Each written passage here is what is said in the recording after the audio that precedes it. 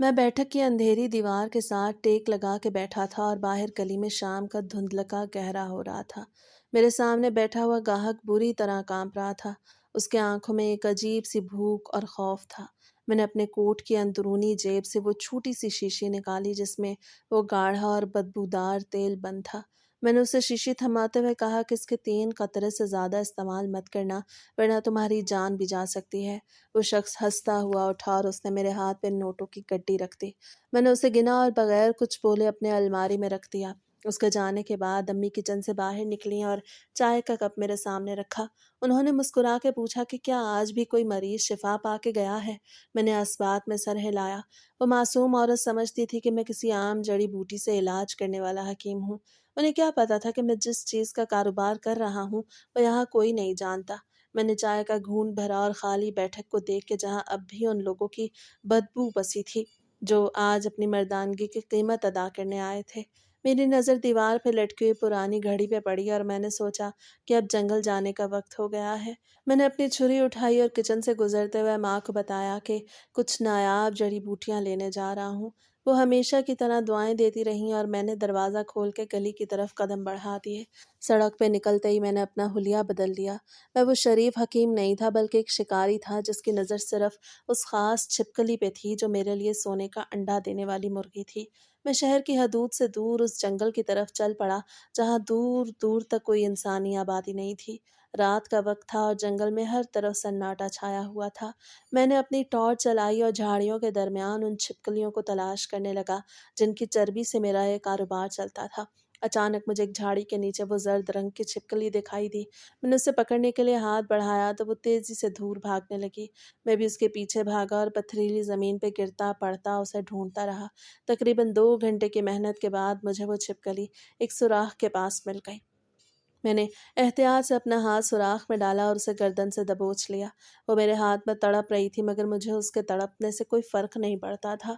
मैंने उसे अपने थैले में डाला और वापस लौटने की तैयारी करने लगा, लेकिन तभी मुझे महसूस हुआ कि मेरी टांग पे किसी चीज़ ने काटा है। मैंने टॉर्च की लाइट नीचे डाली तो वहाँ एक स्याह बिच्छू रेंगता हुआ जा रहा था। दर्द की एक लहर मेरी टांग से होती हुई पूरे जिस्म में फैल गई। मुझे पसीना आने लगा और दिल की धड़कन तेज हो गई, मगर मैंने उस दर्द को नज़रअंदाज कर दिया। मैं जानता था कि अगर मैं कमज़ोर पड़ गया तो कल बैठक में आने वाले ग्राहकों को क्या जवाब दूंगा। मैंने एक कपड़ा अपनी टांग के जख्म पर बांधा और लंगड़ाते हुए शहर की तरफ चल पड़ा। रास्ते में कई बार मुझे चक्कर आया और मैं ज़मीन पर गिर पड़ा, मगर मेरे जहन में सिर्फ वो पैसे थे जो मैं कल की बैठक में कमाने वाला था। जब मैं घर पहुंचा तो माँ सो चुकी थी। मैंने बैठक का दरवाज़ा आहिस्ता से खोला और अंदर आके बैठ गया। मेरी टांग सूज के नीली हो चुकी थी और दर्द से मेरा बुरा हाल था। लेकिन मैंने मेज़ पे रखी हुई छोटी कढ़ाई और सिलेंडर निकाला और वो छिपकली निकाल के उसका काम तमाम कर दिया। मैंने उसे आग पे रखा और उसकी चर्बी निकालने का अमल शुरू किया। कमरे में एक ऐसी बू फैल गई जिसे कोई भी आम इंसान बर्दाश्त नहीं कर सकता था, मगर मैं इस बू का आदी हो चुका था। मैंने अपने दांत भींचे और दर्द को बर्दाश्त करते हुए तेल तैयार करने लगा।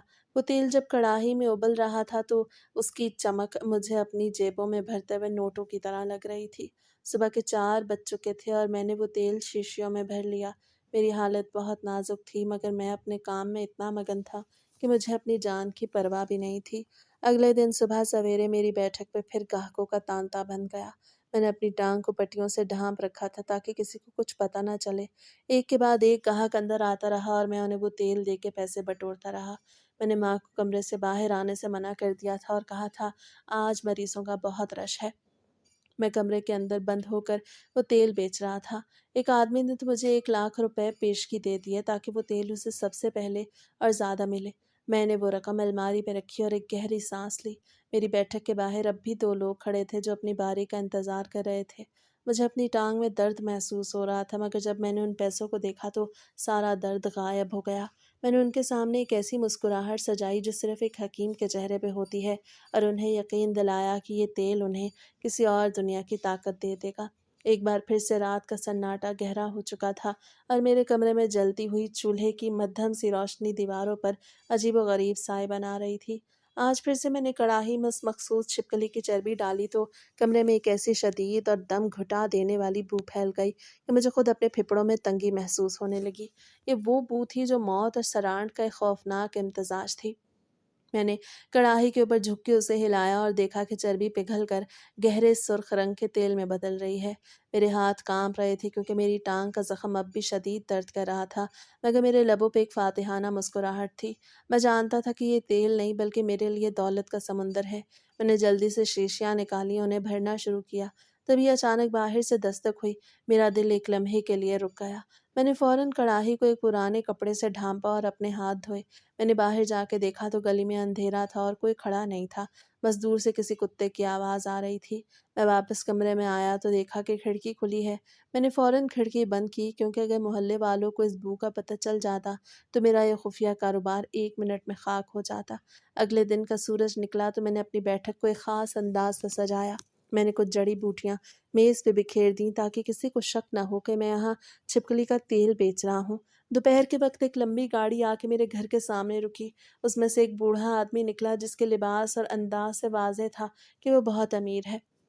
اس نے بیٹھک میں قدم رکھا تو اس کی نظریں ادھر ادھر گھوم رہی تھیں۔ اسے آتے ہی دروازہ بند کر دیا اور سیدھا میرے سامنے والی کرسی پہ بیٹھ گیا۔ اسے جیب سے ایک لفافہ نکالا اور میز پہ پٹخ دیا۔ میں نے لفافہ کھولا تو اس میں نوٹوں کی اتنی موٹی گڈی تھی جو میں نے پہلے کبھی نہیں دیکھی تھی۔ اس نے مجھ سے کہا کہ مجھے وہ خاص تیل چاہیے جس کے بارے میں شہر بھر میں چرچے ہیں، اور یاد رکھنا یہ راز میرے اور تمہارے درمیان ہونا چاہیے۔ میں نے اسے وہ شیشی نکال کر دی جو میں نے رات بھر جا کے تیار کی تھی۔ وہ اس شیشی کو ایسے پکڑ رہا تھا جیسے کوئی قیمتی ہیرا ہو۔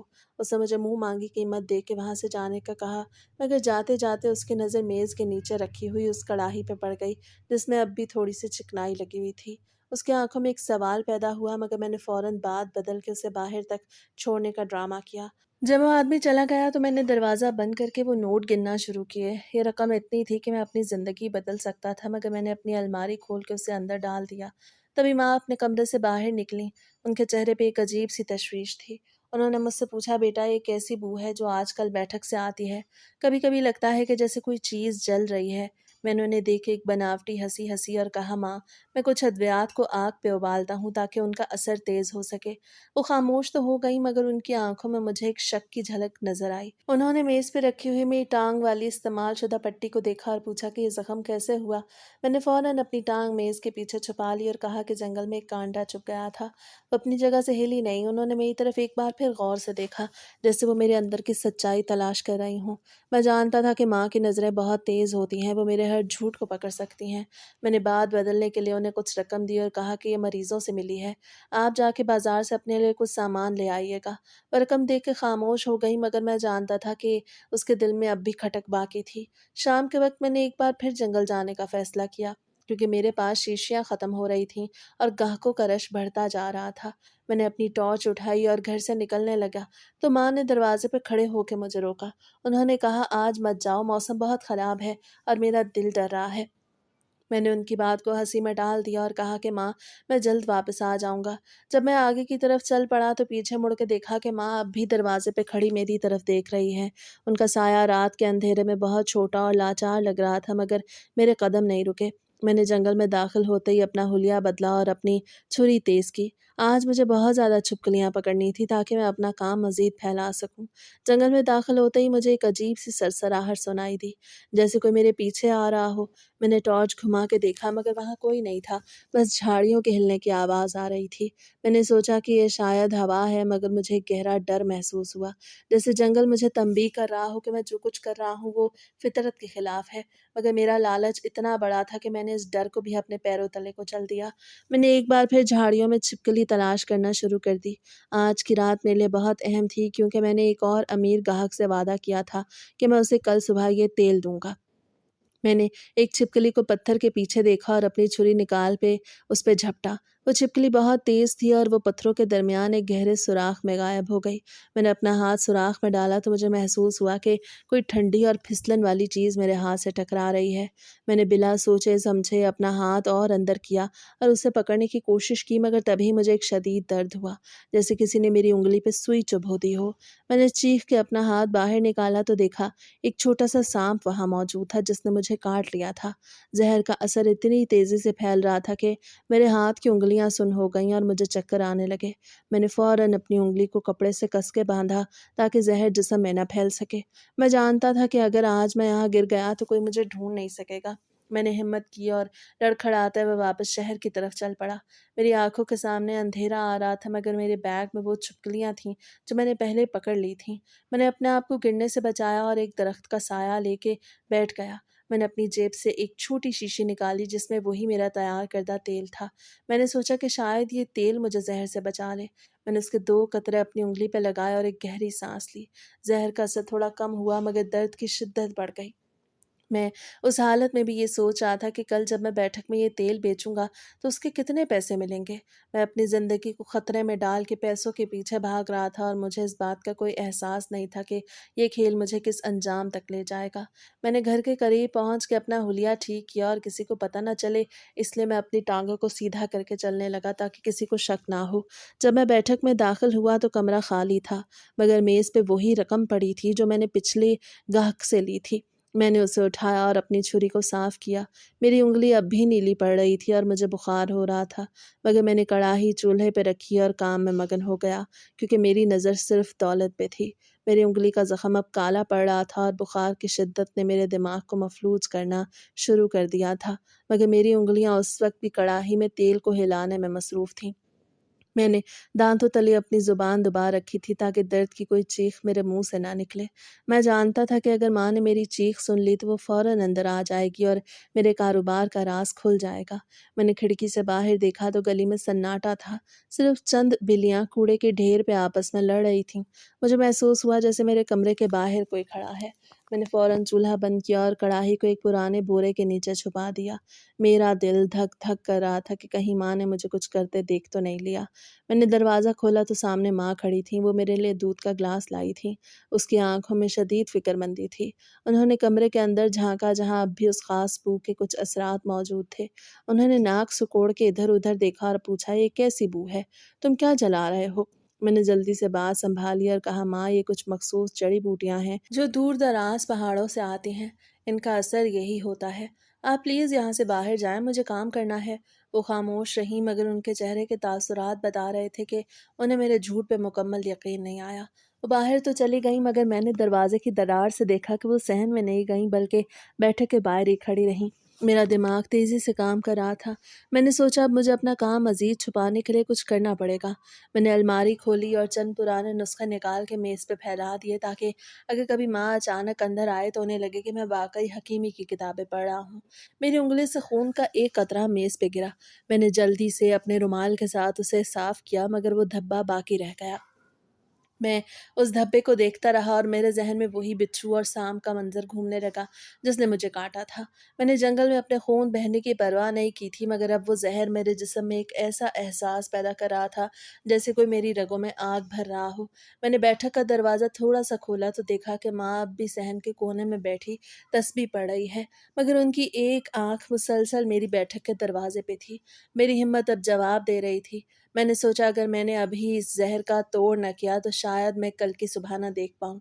मैंने अलमारी के पीछे से खुफिया डिब्बी निकाली जिसमें मैंने कुछ ऐसी बूटियाँ रखी थीं जो दर्द को वक़्ती तौर पे ख़त्म कर देती थीं। मैंने वो बूटियाँ खाईं और थोड़ी देर के लिए बिस्तर पे लेट गया, लेकिन मेरी आँख लगते ही मुझे ख्वाब दिखाई दिया जिसमें वही छिपकलियाँ मेरे गिर्द जमा थीं और मुझे काट रही थीं। मैंने हड़बड़ा के उठा तो कमरे में माँ खड़ी थी। उन्होंने दरवाज़ा खोल लिया और उनकी नज़र उस बोरे पे थी जिसके नीचे मैंने कड़ाही छुपाई थी। मैंने अपनी सांस रोकी और जल्दी से बिस्तर से उठ के उनके सामने आ गया। मैंने उन्हें कंधों से पकड़ के कमरे से बाहर धकेला और कहा, माँ आप अंदर क्यों आईं? मैंने आपसे कहा था कि ये दवाएं जहरीली हैं और इनकी बू से आपको नुकसान हो सकता है। आप जाएं और आराम करें। उन्होंने मेरी तरफ देखा, उनकी आंखों में एक कश्मकश थी। मैंने उनकी कश्मकश दूर करने के लिए کہ ماں یہ نسخے میرے استاد نے بنائے ہیں اور یہ اتنے خفیہ ہیں کہ اگر کسی اور کو پتہ چل گئے تو میرا سارا ہنر ختم ہو جائے گا۔ آپ مجھ پہ بھروسہ کیوں نہیں کرتی؟ میں تو آپ کے آرام کے لیے یہ سب کر رہا ہوں تاکہ آپ کو کبھی کسی چیز کی کمی نہ ہو۔ انہوں نے ایک آہ بھری اور کہا کہ میں تو بس تمہاری فکر کرتی ہوں، تم دن رات اپنی صحت برباد کر رہے ہو۔ پھر وہ باہر چلی گئیں اور میں نے سکون کا سانس لیا۔ ماں کو اب بھی میرے کام پہ شک تھا، مگر انہیں دور دور تک یہ اندازہ نہیں تھا کہ اس بیٹھک میں چھپکلی کا تیل بن رہا ہے۔ میں نے دوبارہ کڑاہی نکالی اور کام میں مگن ہو گیا۔ میری انگلی کا درد اب بھی تھا، مگر اس دولت کی ہوس نے اسے دبا دیا تھا۔ میں جانتا تھا کہ ماں صرف میری صحت کی وجہ سے پریشان ہے اور اسے میرے کاروبار کی اصلیت کبھی معلوم نہیں ہوگی۔ میں نے دوبارہ آگ جلائی اور کام میں لگ گیا۔ اگلے دن دوپہر کا وقت تھا جب میرے گھر کے سامنے ایک بڑی گاڑی رکی۔ اس میں سے ایک درمیانی عمر کا شخص نکلا جس کے ساتھ اس کی بیوی اور ان کی بیٹی بھی تھی۔ میں نے پہلے سے ہی بیٹھک میں جڑی بوٹیوں کی ایسی خوشبو پھیلا رکھی تھی کہ کوئی بھی اندر داخل ہوتے ہی متاثر ہو جائے۔ میں نے اپنی پٹی بندھی ہوئی انگلی کو کوٹ کے آستین میں چھپایا اور ایک پروقار انداز میں انہیں بیٹھنے کا اشارہ کیا۔ وہ کوئی اور نہیں میرے سسرال والے تھے اور ان کی بڑی بیٹی سے میرا رشتہ پچھلے مہینے ہی ہوا تھا۔ سسرال والوں کی آنکھوں میں جو تجسس تھا وہ مجھے صاف دکھائی دے رہا تھا۔ انہیں لگتا تھا کہ میں شہر کا کوئی بہت بڑا اور مشہور حکیم ہوں جو صرف خاص لوگوں کا علاج کرتا ہے۔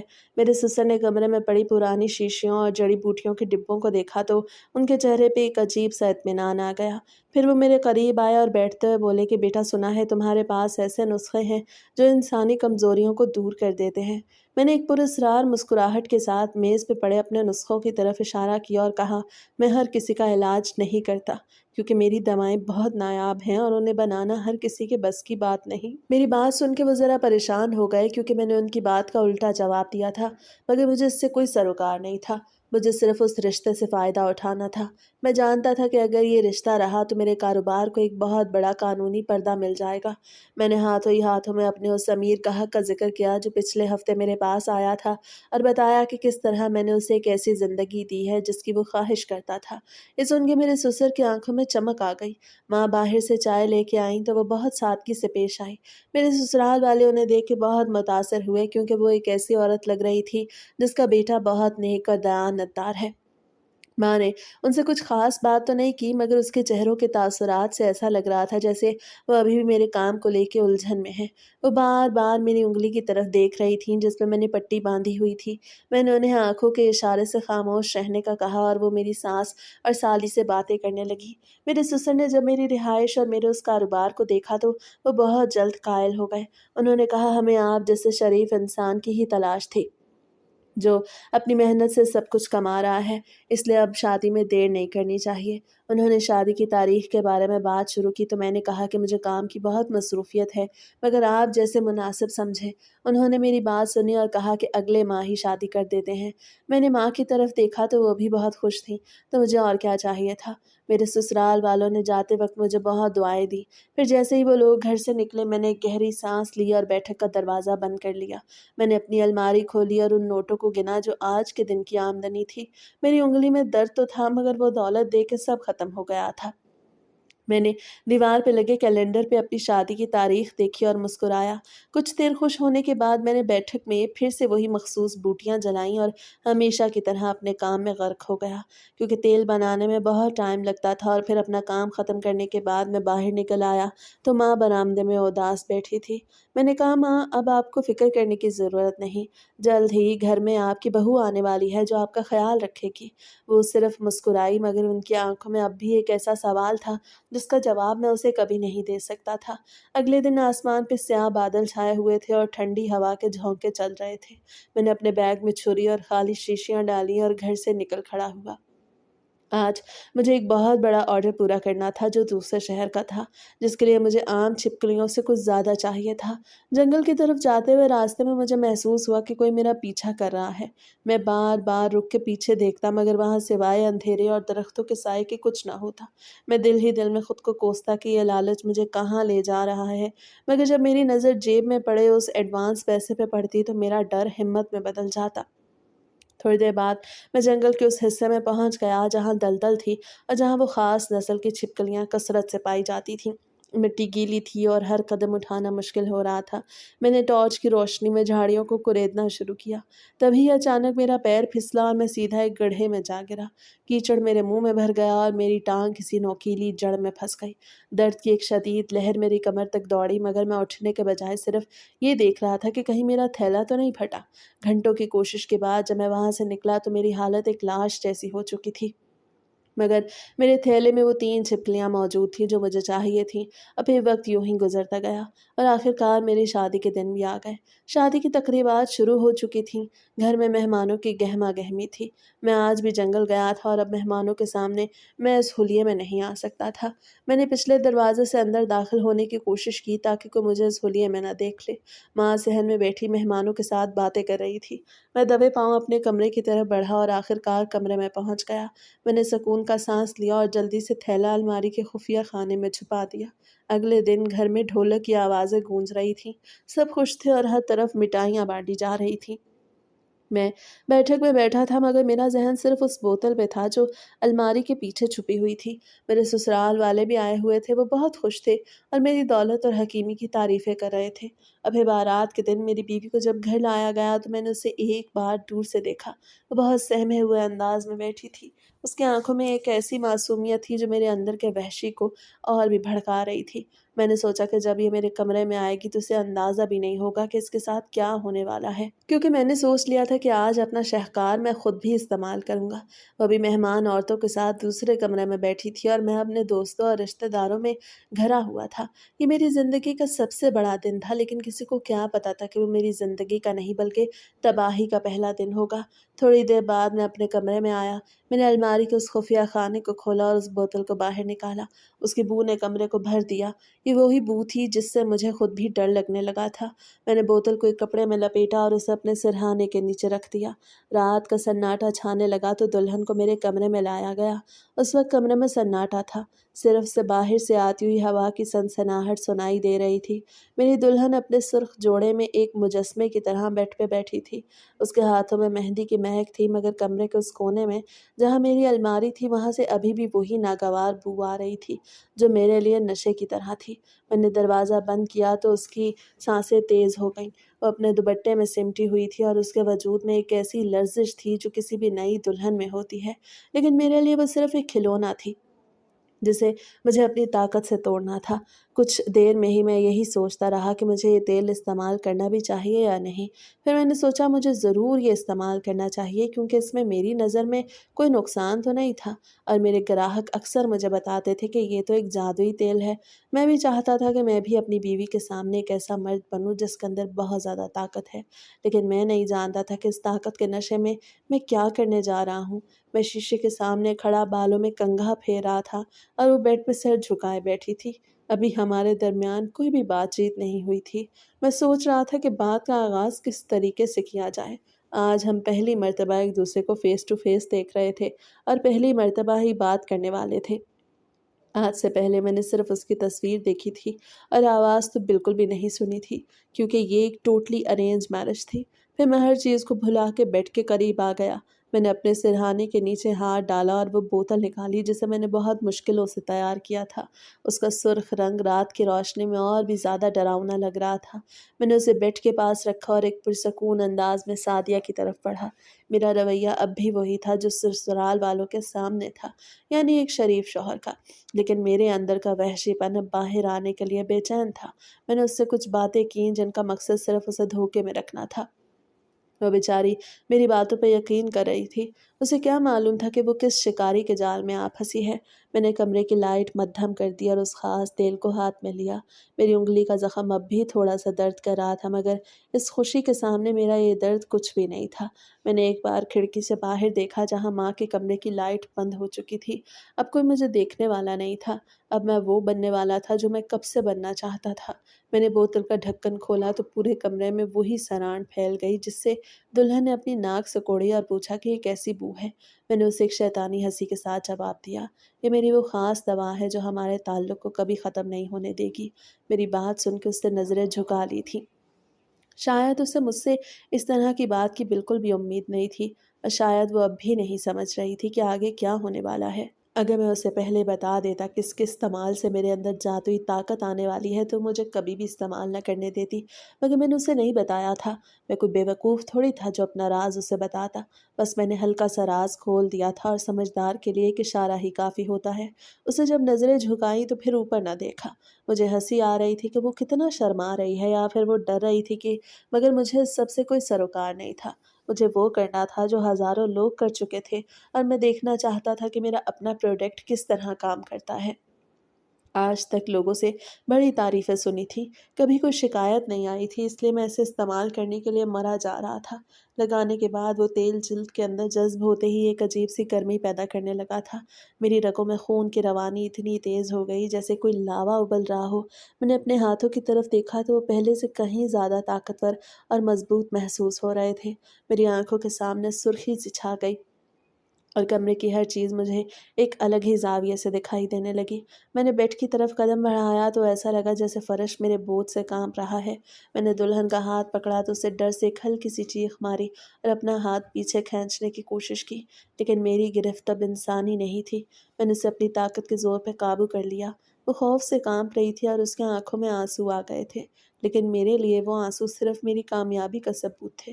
میں نے اس کے چہرے کو غور سے دیکھا، اور اس کا سارا غرور اور حسن میرے خوف کے سامنے دھرے کا دھرا رہ گیا۔ وہ کچھ کہنا چاہ رہی تھی، مگر میری دہشت اس کے حلق میں اٹک گئی تھی۔ میں نے اپنی پوری طاقت کا مظاہرہ شروع کر دیا جو میں نے اس تیل کا ذریعہ حاصل کی۔ میں اسے کٹ پتلی کی طرح اپنے قابو میں کر رہا تھا۔ کمرے کے اندر کا ماحول اب ایک جنگل کا منظر پیش کر رہا تھا، جہاں شکاری اپنے شکار پہ جھپٹ چکا ہو۔ کمرے کے اندر سے چیخوں کی آوازیں بلند ہوئی، مگر میں نے اپنی ہوس کو اس پہ مسلط کر دیا۔ مجھے اب اپنا ہوش نہیں تھا، وہ صرف ایک بے بس لڑکی تھی جو میرے اس وحشی طاقت کے آگے ریزہ ریزہ ہو رہی تھی۔ وہ کمرے کی چار دیواری میں مدد کے لیے پکار رہی تھی، لیکن میں نے اپنی ساری سماعتیں بند کر لی تھیں۔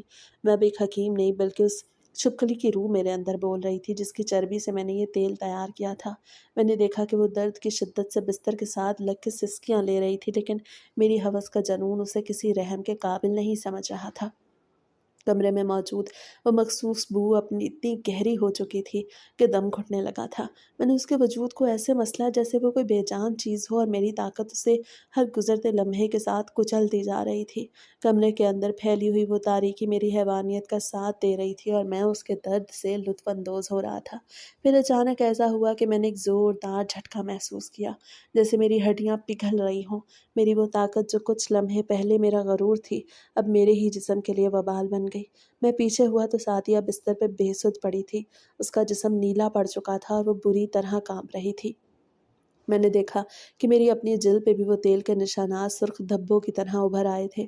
درد اب صرف اس لڑکی کا نہیں بلکہ میرے جسم کے ہر جوڑ سے ایک شدید کسک اٹھ رہی تھی۔ میں نے اپنا ہاتھ اپنے سر پہ رکھا تو وہ آگ کی طرح دہک رہا تھا۔ میں نے کمرے کے وسط میں کھڑے ہو کے اپنے آپ کو دیکھا۔ میں آئینے میں ایک سان نہیں بلکہ ایک درندہ دکھائی دے رہا تھا، جس نے اپنی ہی دولت اور ہوس کی آگ میں خود کو جلا کے راکھ کر لیا۔ اب کمرے میں سناٹا تھا، لیکن وہ چیخیں جو میں نے کچھ دیر پہلے سنی تھیں وہ اب میرے دماغ کے اندر گونج رہی تھی۔ میں اپنی ہی طاقت کی گرفت میں ایسا جکڑا گیا کہ ہلنا بھی محال ہو گیا تھا۔ مجھے سمجھ نہیں آ رہی تھی کہ میرے ساتھ یہ کیا ہو رہا ہے۔ شاید یہ صرف میرے ساتھ ہی ہو رہا تھا، ورنہ آج تک تو کسی نے بھی یہ شکایت نہیں لگائی تھی کہ اسے استعمال کرنے کے بعد مرد اور عورت کا یہ حال ہو جاتا ہے۔ اس وقت میں یہ نہیں جانتا تھا کہ میرے کیے کی سزا مجھے مل رہی ہے۔ اگلی صبح جب سورج کی پہلی کرن کھڑکی سے اندر آئی تو کمرے میں گھٹن اب بھی موجود تھی۔ میں بستر کے ساتھ زمین پہ بیٹھا تھا۔ میرا پورا جسم اس طرح درد کر رہا تھا جیسے کسی نے چھریوں سے پیٹا ہو۔ میری انگلیاں سن ہو چکی تھیں اور مجھے ایسے لگ رہا تھا جیسے کوئی میری رگوں میں کانچ کے ٹکڑے دوڑا رہا ہے۔ بیڈ پر وہ بے سدھ پڑی تھی، اس کا چہرہ زرد تھا اور سانسوں کی رفتار بہت دھیمی تھی۔ مجھے اپنی غلطی کا احساس ہونے لگا۔ اب میری حالت رات سے کچھ بہتر تھی، لیکن سعدیہ کی حالت تو رات سے ہی خراب ہوتی جا رہی تھی۔ میں نے اس سے کتنی مرتبہ بات کرنے کی کوشش کی، مگر وہ صرف ہاں ہوں میں جواب دے رہی تھی۔ لگتا تھا کہ وہ یہ سب برداشت نہیں کر پائی۔ اچانک کمرے کے دروازے پہ دستک ہوئی، جس نے مجھے ایک دم ہوش میں لوٹا دیا۔ شاید میرے سسرال والے ناشتہ لائے تھے۔ مجھے ان کی آوازوں میں ایک بے چینی محسوس ہوئی۔ میں نے فوراً اپنے کپڑے ٹھیک کیے اور خود کو شیشے میں دیکھ کے چہرے پہ ایک مصنوعی مسکراہٹ سجا لی، اور پھر لڑکھڑاتے ہوئے دروازے کی طرف بڑھا۔ دروازہ کھولتے ہی سسر صاحب کی نظریں میرے چہرے پہ جم گئیں۔ انہوں نے پوچھا کیا سب ٹھیک ہے، کیونکہ اندر سے کوئی آواز نہیں آ رہی۔ मैंने झूठ का सहारा लेते हुए एक कमज़ोर सी हंसी हंसी और कहा, रात को अचानक सादिया की तबीयत ख़राब हो गई थी। उसे तेज़ बुखार हो गया था, जिसकी वजह से ये बेहोशी की हालत में सोई है। आपको पता ही है कि मौसम कितना बदल गया है और शायद इसे सफ़र की थकन भी हो गई है। ससुर साहब ने जब बेड की तरफ देखा तो उन्हें अपनी बेटी भी सुध पड़ी नजर आई। वो परेशान होकर अंदर आया और उसका माथा छुआ तो वो आग की तरह तप रहा था। मैंने फौरन हकीम वाला लिबादा ओढ़ लिया और कहा, मैंने इसे कुछ दवा दे दी है जिससे इसे गहरी नींद आ गई है। आप फिक्र न करें, ये काम सा बुखार है जो अभी चला जाएगा। मैं अपनी बात में इस कदर यकीन और पेशा वराना महारत दिखा रहा था कि उन्हें मुझ पर शक करने की कोई गुंजाइश ही न मिली। मेरी सास ने जब अपनी बेटी को इस हालत में देखा तो उनकी आंखों में आंसू आ गए। उन्होंने पूछा, क्या वाकई ये सिर्फ बुखार है? मैंने बड़ी सफाई से कहा, जी बिल्कुल, आप इसे थोड़ी देर आराम करने दें, जैसे ही उठेगी तो बेहतर हो जाएगी। फिर मेरे ससुर साहब ने कहा कि हम डॉक्टर को बुला लेते हैं। मैंने फ़ौरन बात काटी और कहा, डॉक्टर की दवा से बेहतर है मैं खुद इसे अपनी जड़ी बूटियों का एक ख़ास नुस्खा पिला दूँ, जिससे यह आधे घंटे में ठीक हो जाएगी। मैं उनके सामने वो ड्रामा कर रहा था जो मैं हर गाहक के साथ बैठक में करता था, मगर इस बार वो मेरी अपनी बीवी थी, जो बिस्तर पे मौत और ज़िंदगी की कश्मकश में पड़ी थी। और मुझे इस बात पे गुस्सा आ रहा था कि पहले मुझे इस बारे में क्यों किसी ने नहीं बताया कि ऐसा भी हो सकता है। अगर मुझे पता होता तो शायद मैं ये इस्तेमाल करने से पहले 1000 मर्तबा सोचता। अब मुझे ये फ़िक्र खाए जा रही थी कि सादिया ठीक तो हो जाएगी ना। थोड़ी देर बाद मैं कमरे से बाहर निकला तो मेरे कदम लड़खड़ा रहे थे। मुझे ऐसे लगा जैसे दीवारें मेरे ऊपर गिर रही हों। मैंने किचन से पानी का ग्लास लिया और उसमें कुछ ऐसा मिलाया जो दर्द को वक्ती तौर पे दबा सके। मैं जानता था कि वो तेल मेरे जिस्म के अंदर भी जहर की तरह फैल रहा है। मैंने वापसी पे देखा कि मेरी सास कमरे के दरवाजे पे ही खड़ी थी। उसने मुझसे पूछा, क्या तुम्हारी तबीयत भी ठीक है? तुम इतने पीले क्यों पड़ गए हो? मैंने अपनी आंखों को मसला और कहा, रात भर इसे संभालते हुए मुझे खुद भी कुछ हो गया है। मैं ठीक हो जाऊँगा, आप बस इसे आराम करने दें। ये सुन के वो खामोश हो गई, लेकिन उनकी नज़रों में एक ऐसी खटक थी जो मुझे महसूस हो रही थी। मैंने कमरे में वापस आके अपनी बीवी को देखा जो अब भी नहीं जागी थी। उसकी नब्ज़ बहुत कमज़ोर थी और मुझे पहली बार ये एहसास हुआ कि मैंने पैसों और हवस के चक्कर में खुद को एक ऐसी दलदल में धकेल दिया है जहाँ से वापसी का कोई रास्ता नहीं। मगर मेरा वो लालची ज़हन अब भी यही सोच रहा था कि अगर ये बच गई तो मैं इससे मज़ीद कैसे फ़ायदा उठा सकता हूँ। 2 दिन गुज़र गए मगर उसकी हालत में कोई बेहतरी ना आई, बल्कि उसका जिस्म दिन-ब-दिन लाग़र और नीला पड़ता जा रहा था। मेरी अपनी हालत भी अजीब थी, मुझे हर वक़्त बुखार रहता और ऐसा लगता जैसे मेरी हड्डियाँ अंदर से गल रही हैं। शायद साँप या बिच्छू का ज़हर मुझे आहिस्ता-आहिस्ता मार रहा था। माँ मेरी इस हालत को देख के मुसलसल परेशान थी। वो समझती थी कि मुझे किसी बुरी बीमारी ने जकड़ लिया है और मेरा वो हकीमी का काम अब मज़ीद नहीं चल सकता, क्योंकि मेरी बैठक वीरान हो चुकी थी। मैं घर से बाहर निकलने के काबिल भी नहीं रहा था। मेरी सास और ससुर भी मुसलसल इसी परेशानी में थे कि आखिर ऐसा क्या बुखार है जो दवा से ठीक होने के बजाय मेरी बीवी को खाए जा रहा है। तीसरे दिन सुबह सादिया बेहोश हो गई। उसकी नब्ज़ इतनी धीमी थी कि महसूस करना मुश्किल था। माँ ने जब उसे इस हाल में देखा तो वो चीख पड़ी। उन्होंने मुझे कहा, हम इसे भी अस्पताल लेके जाएंगे। मैंने बहुत टालने की कोशिश की कि घर पे ही इलाज कर लेते हैं, लेकिन माँ ने मेरी एक न सुनी और ससुराल वालों को फ़ोन करके कुछ ही देर में पूरा घर लोगों से भर गया। मेरे ससुराल वाले हंगामा बर्पा कर रहे थे और माँ ने ज़बरदस्ती मुझे और उसे गाड़ी में बिठाया ताकि अस्पताल पहुँच सके। अस्पताल के इमरजेंसी वार्ड में पहुँचते ही डॉक्टरों की भाग दौड़ शुरू हो गई और हम सब बाहर राहदारी में खड़े इंतज़ार करने लगे। मुझे ऐसा लग रहा था जैसे मेरी रूह मेरे जिस्म से निकल रही हो। कुछ देर बाद डॉक्टर बाहर आया, उसके चेहरे पर शदीद गुस्सा और कराहत थी। उसने सीधा मेरी तरफ देखा, फिर मेरे ससुराल वालों से मुखातिब होकर बुलंद आवाज़ में कहा, आप लोग क्या जानवरों में रहते हैं? इस बच्ची के जिस्म में जो ज़हरीला मादा मिला है वो किसी इंसान का काम नहीं हो सकता। ये कोई ऐसा तेज़ाब या कोई केमिकल है जिसने इसके अंदरूनी अज़ा को जला के रख दिया है। किस दरिंदे से इसका वास्ता पड़ा था जिसने इसे ज़िंदा दरगोर कर दिया। डॉक्टर के ये अल्फाज सुन के मेरे ससुराल वाले साकित रह गए। ससुर की आंखों में खून उतर आया और सास चीखें मारने लगी। मुझे पागलों की तरह देखने लगे और इससे पहले कि मैं कुछ बोल पाता, ससुर साहब ने मेरा गिरेबान पकड़ लिया और चीख के पूछा कि तुमने इसके साथ क्या किया था? माँ तो वहाँ खड़ी सदमे से पत्थर बन गई। उन्हें अब समझ आया कि वो बदबू और वो अजीबो-गरीब काम क्या था। सादिया 2 दिन अस्पताल में ज़ेरे इलाज रही, मगर ज़ख्म और ज़हर इतना शदीद था कि उसका बचना नामुमकिन था। तीसरे दिन डॉक्टर ने मौत की तस्दीक कर दी। उसके मरते ही ससुराल वालों का गुस्सा काबू से बाहर हो गया। انہوں نے مجھے وہاں ہی پکڑ لیا اور پولیس کو بلا لیا۔ تھوڑی ہی دیر میں پولیس ہسپتال پہنچ گئی اور مجھے ہتھکڑیاں لگا کے وہاں سے لے گئے۔ ماں پیچھے کھڑی روتی رہ گئی اور سسرال والے مجھ پہ برس رہے تھے۔ پولیس نے جب میری بیٹھک پہ چھاپا مارا تو انہیں وہ شیشیاں اور وہ خاص چھپکلیاں مل گئیں جو میں نے چھپا رکھی تھی۔ پھر مقدمہ عدالت میں چلا اور تمام شواہد اور ڈاکٹر کی رپورٹ نے ثابت کر دیا کہ میں نے غیر قانونی طور پہ گندا تیل بیچ کے نہ صرف لوگوں کی زندگیوں سے کھیلا بلکہ اپنی بیوی کو بھی اسی وحشت کا شکار بنایا۔ عدالت نے مجھے غیر قانونی تیل بنا کے فروخت کرنے اور بیوی کو جان بوجھ کے نقصان پہنچانے کے جرم میں 20 سال قید بامشقت کی سزا سنائی۔ آج میں اس جیل کے کال کوٹھرے میں بیٹھا ہوں جہاں صرف اندھیرا اور خاموشی ہے۔ میرے پاس اب نہ وہ پیسہ ہے اور نہ ہی وہ طاقت جو میں نے اس تیل سے حاصل کی۔ میری ٹانگ کا زخم اب بھی کبھی کبھی درد کرتا ہے اور مجھے یاد دلاتا ہے کہ میں نے اپنی ہوس کی قیمت اپنی بیوی کی جان اور اپنی آزادی دے کے چکائی ہے۔ اب صرف یادیں ہیں اور وہ ہولناک چیخیں جو مجھے رات بھر سونے نہیں دیتی۔ اب میں صرف ایک مجرم ہوں جس کا نام عبرت کے نشان کے طور پہ لیا جائے۔